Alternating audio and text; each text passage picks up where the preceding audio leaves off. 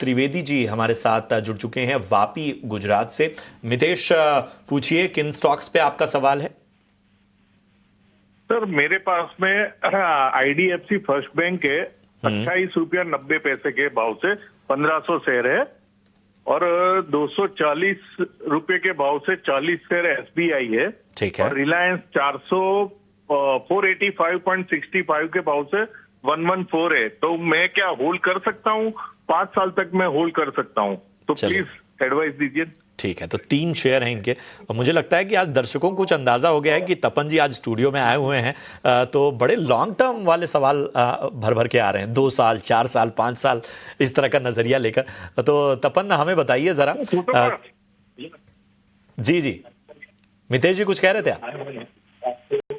चलिए ठीक है। तो मितेश का जो सवाल है वो मैं एक बार फिर से दोहरा देता हूं। इनके पास IDFC फर्स्ट बैंक लगभग 29 रुपए के आसपास की खरीद है।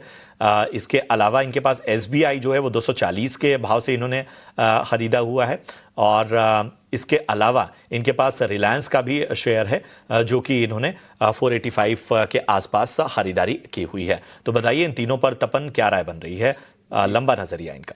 जी प्रशांत जी, देखिए अगर IDFC फर्स्ट बैंक की बात करें ना, तो ये भी एक अंडर परफॉर्मर रहा है। काफ़ी उम्मीदें रहती है IDFC फर्स्ट बैंक के मैनेजमेंट से, उनका टॉप लेवल मैनेजमेंट है।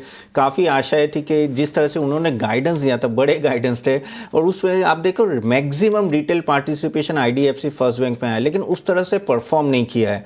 काफ़ी निराशा हमने देखी है पीछे कुछ क्वार्टर्स में, जहाँ उनके MSME लोन्स में बहुत बड़ा प्रॉब्लम आया, तो उन्होंने बड़े बड़े NPA भी प्रोविजंस क्रिएट किए थे, जहाँ और एक MFI लैंडिंग है, माइक्रो फाइनेंस लैंडिंग में भी बहुत बड़े उन्होंने प्रोविजन क्रिएट किए थे। और यहाँ से मुझे लग रहा है कि जब तक उनका लोन बुक सेटल नहीं होगा ना, one should be careful in IDFC first bank.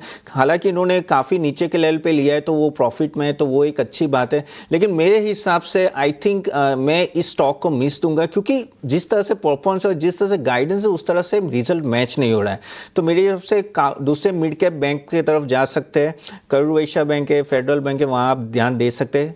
दूसरा स्टॉक जो था SBI, अगर जिस तरह से उन्होंने अभी 25,000 का QIP, बहुत ही अच्छा रिस्पांस मिला है, वैल्यूएशन वाइज ठीक ठाक है, और उनकी रणनीति आगे की भी बहुत अच्छी है। जो गाइडेंस दिया है, डबल डिजिट क्रेडिट ग्रोथ की बातें चल रही है यहाँ, और आगे जाके भी मुझे लग रहा है कि वो जो सेक्टर पे फोकस करे वहाँ भी तेज़ी है, और ओवरऑल लिक्विडिटी काफ़ी अच्छी है। और देखो ये FII का भी डार्लिंग रहा है, तो मेरे इसमें ये एक स्टॉक है जो आपको डिसेंट रिटर्न यहाँ से भी दिखा, तो SBI बैंक में आपको बने रहने की सलाह है लॉन्ग टर्म के लिए।